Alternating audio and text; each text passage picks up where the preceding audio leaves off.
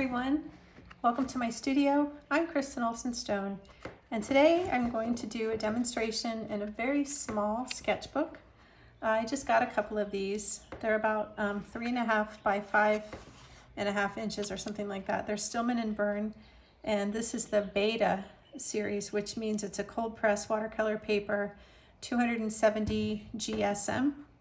So it's a really nice weight paper. It's thick enough that you can sketch on both sides of it and not see through the paper at all with ink or watercolor. And so I did the first page, I did a little painting of Laguna Beach from a photo just to see how the colors were on this paper and how the paint behaved. Then I did a little heliconia painting, and now I'm going to do a demonstration of a painting of Secret Beach in Maui. So this is on the Kihei side of Maui. I was going through old photos the other day and I found this old photo I took from a plein air painting trip there of Secret Beach. And so it's kind of a dark picture. The clouds are kind of dark and stormy looking, but I'm going to brighten the colors as I paint.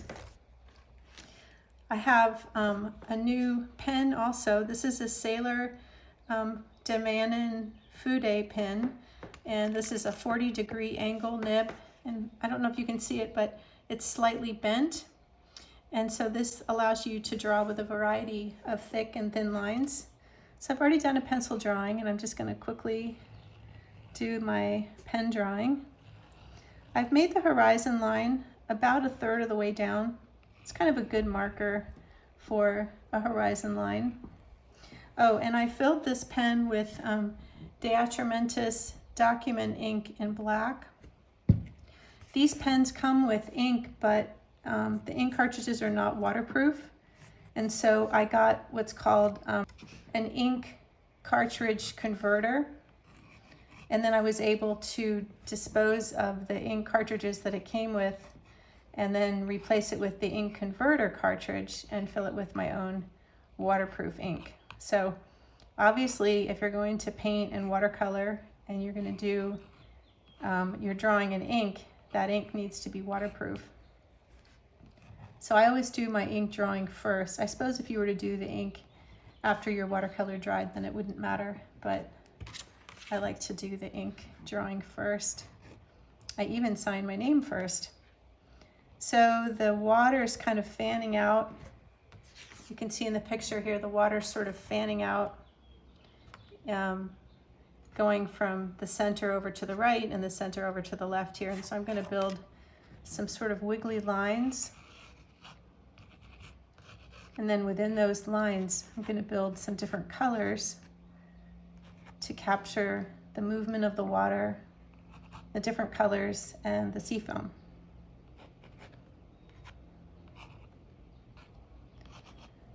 I'm going to put another rock right here. A couple of nice lava rocks. Now I'm going to erase my pencil drawing and do the painting. So the colors in this palette are cadmium yellow, pyrole orange, golden ochre, Peryelene red, Quinacridone rose red, permanent red violet, French ultramarine, Pthalo blue green, Cobalt turquoise blue, Pthalo green yellow, sap green, and burnt umber. So it's a fairly warm palette with some nice turquoise colors, which is perfect for painting Hawaiian water. So I'm going to start right away with the water and this nice bright turquoise color. And I'm going to paint, leaving some purposeful little white spaces. I'm using a new brush from Silver Brush. This is their Bell Aqua series. These are synthetic bristles and they're wonderful brushes, really, really wonderful brushes. This is a number 8 round and it's a travel brush, so the cap or the handle comes off and becomes the cap. So I'm painting right across the center fold of the sketchbook.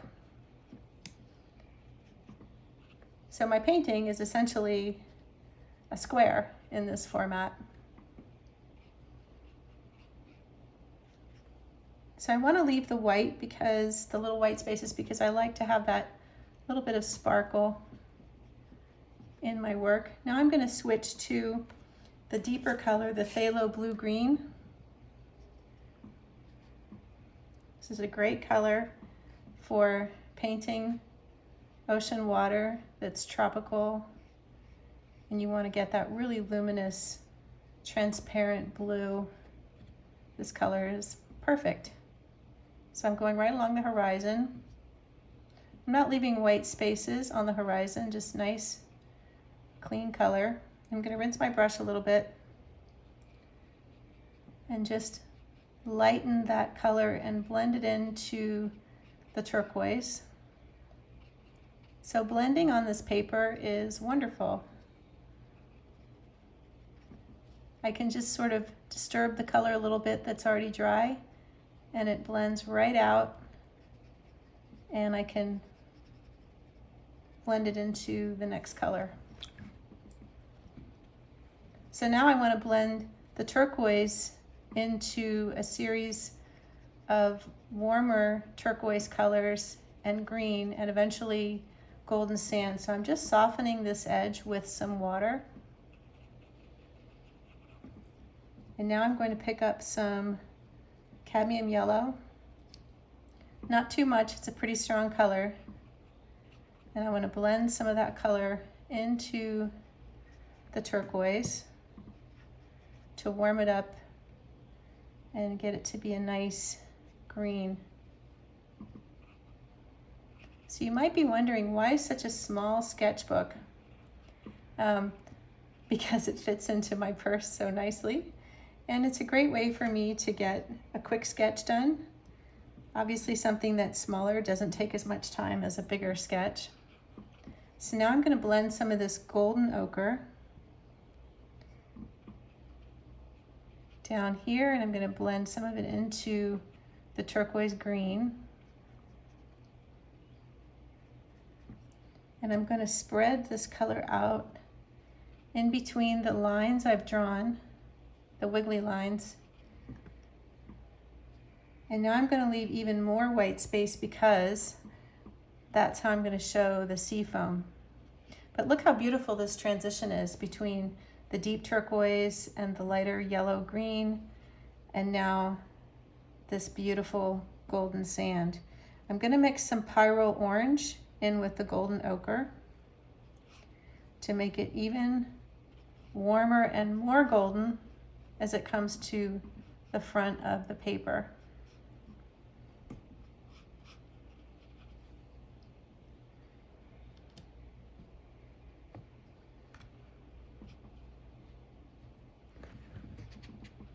So nice to be able to paint right across the fold, or the spine of the paper.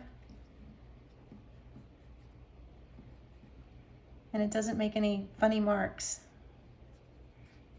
So these books seem to have some glue and some sewing.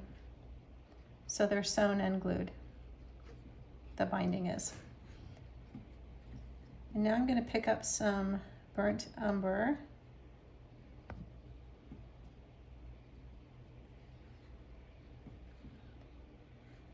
And just put in a little bit of that right here in the foreground, because I'm going to be pulling that up into the rocks later.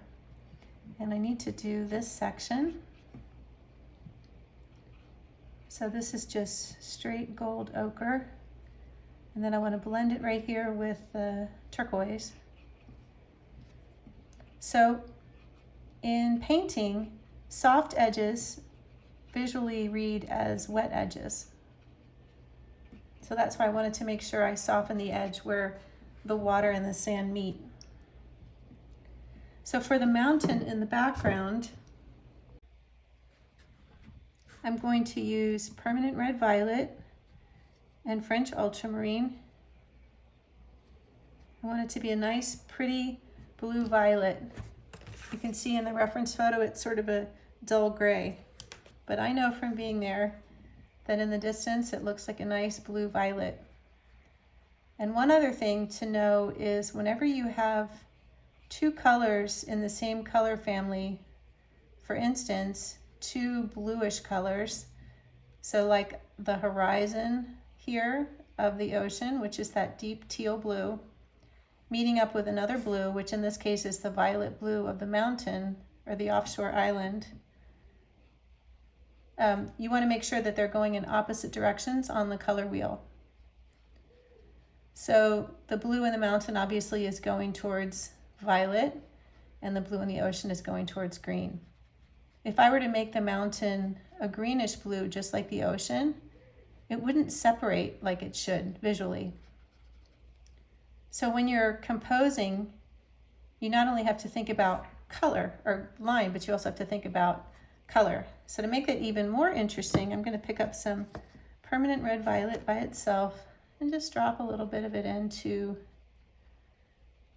the bottom of the mountain. I keep calling it a mountain, but it's an offshore island. I believe this one is Lanai. I know Molokai and Lanai are off the coast of Maui, and I can't remember honestly which one this is. If anybody knows, you can post it in the comments. By the way, if you haven't already done so, take a minute to subscribe to my channel and leave a like for this video. So I'm mixing now French ultramarine, burnt umber, and permanent red violet, and I'm going to start painting some of these beautiful deep lava rocks in the foreground.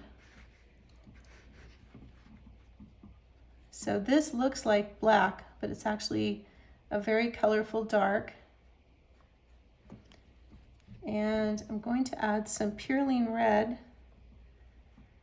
to this dark mixture so it has some interesting tones sort of built into it. And I want this warm rock to come forward. So warm colors will come forward, cooler colors will recede. So this is very cool, helps it recede. So once again, burnt umber, French ultramarine, and permanent red violet. And I want my rocks to have some dimension. So I'm going to paint the sides of them quite dark. Then I'm going to pick up some more of that Peryelene red and some of the Pyrole orange. Pyrole orange is a really wonderful color, by the way. It's a very useful color. It's a transparent orange, and it's really just, it's a gorgeous color. The orange I used to use was cadmium orange, and I do still sometimes use it, but it's not as easy to use as a mixing color. It's a great color if you need a pop of orange, but as far as mixing, it's opaque, semi-opaque, and so it doesn't mix as easily with other colors, and it makes other colors become kind of gray and murky. So Pyrole orange is a great color because it's transparent and mixes very easily with other colors.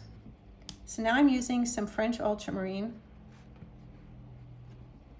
on the sides just to give kind of a cool right hand color on the sides. And I think I'm going to add some more of this turquoise blue into this shape here.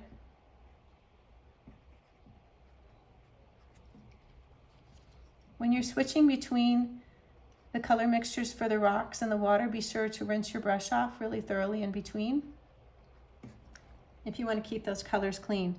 So now I'm going to mix up the same color mixture for the rocks on the left side, but I'm going to make these be more of a blue-violet dark. So putting that color in here.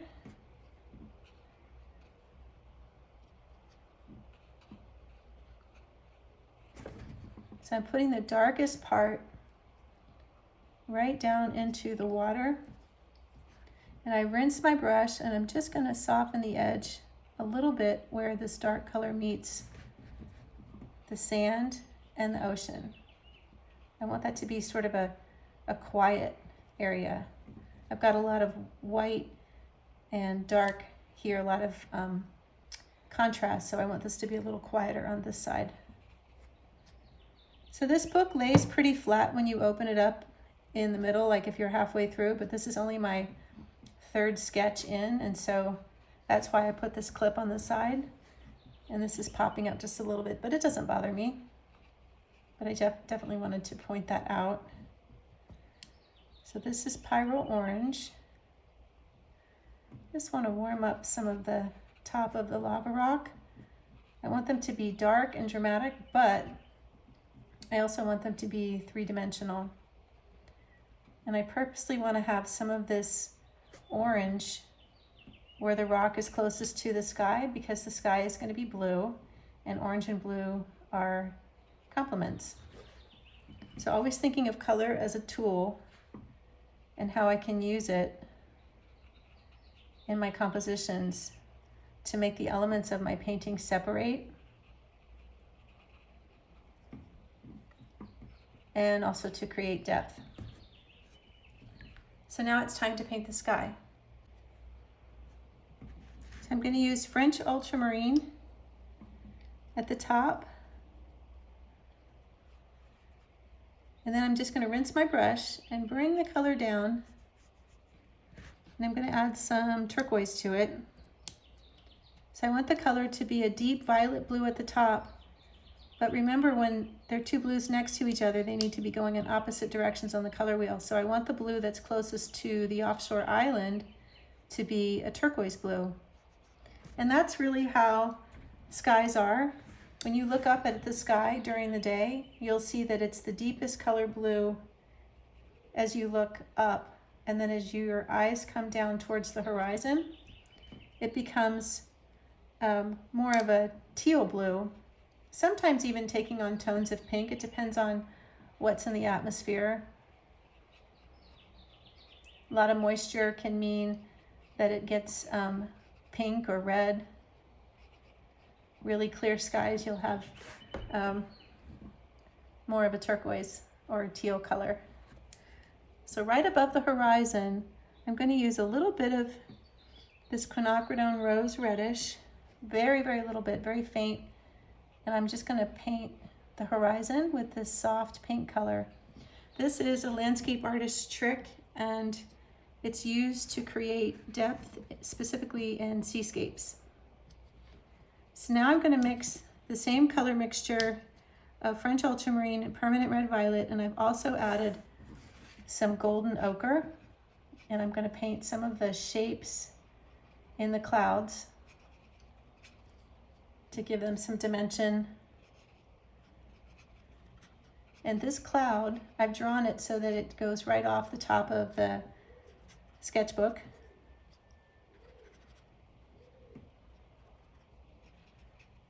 And that sort of makes the sketch seem even bigger than it is, because you can't see how tall the cloud is, and so you might like visualize it as even being bigger than it is. And I'm leaving some white space purposely between the cloud and the sky. I'm going to put a little more of this pink down on the horizon here.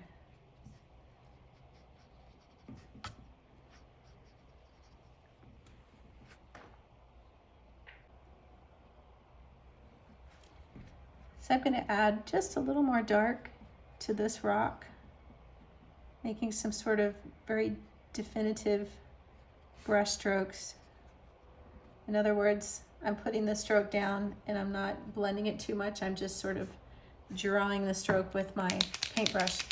Now I'm going to use my white Posca pen. This is a 7mm bullet tip pen. And I'm going to just lightly draw in some more of little white lines and some little squiggles to indicate sea foam. Go around the edges of this section of rocks here. So when you use the Posca pen, if you use one, you want to make sure that the colors are dry before you start using it. And one thing I just realized I didn't do that I meant to do was to put a couple of strokes of this deep violet, the mixture of French ultramarine and permanent red violet,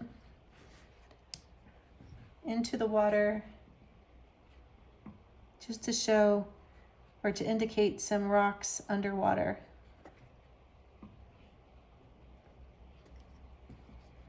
And remember, I said edges of things that are in the water or wet edges need to be softened. So I've just come back with a little bit of plain water to soften those edges. I don't want to soften them too much because it'll look sort of bleachy.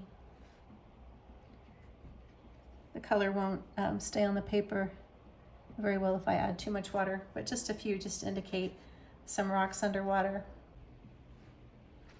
I added a couple of extra strokes of deep violet into the clouds. And I also wrote Secret Beach Maui down here and signed my name. Thank you so much for watching. I hope you enjoyed this sketching demonstration of Secret Beach Maui.